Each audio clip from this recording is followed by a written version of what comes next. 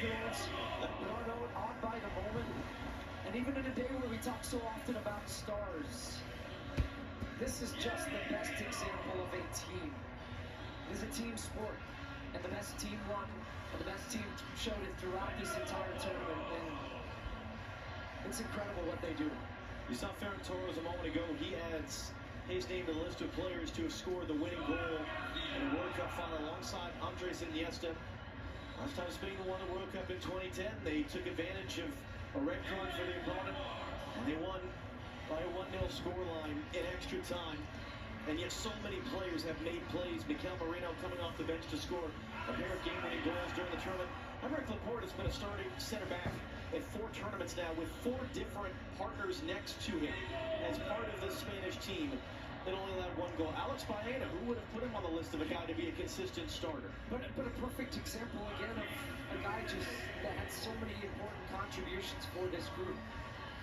And in a rare occasion where we think about history many, many years from now, about this World Cup, this edition, and who knows how many Lamine Yamal is going to win, wearing the number 19 shirt at 19 years old, turned 19 throughout the tournament, and yet scored 1 goal. That's a scary thought, that he's a World Cup winner on a day where he wasn't the star. But he understands what his role, what his importance is to this team, and he is willing to play that role for the betterment of the group. And I think when we look back, is there's his brother Kane in the crowd, and he's been fun to watch him throughout the tournament. His just joyous, big smile as his brother goes on to win a World Cup. But we will think about not just what they did, but how they did it. And this team will be remembered for so many, many years about just how dominant they were. Thinking back to that opening day where they drew against Cape Verde. Scoreless draw, you asked me. Are you worried about Spain? I wasn't. But I didn't know they were going to go and win in this dominant fashion.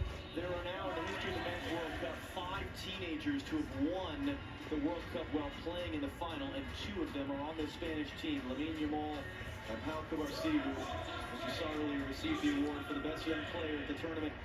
And Luis de la Fuente is the great example, as his predecessor as World Cup winning coach was Lionel Scaloni, of the Federation man. He was the youth national team coach.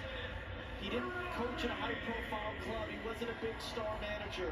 He has done nothing but win, and he becomes now, at the age of 65, the oldest coach to win the FIFA World Cup.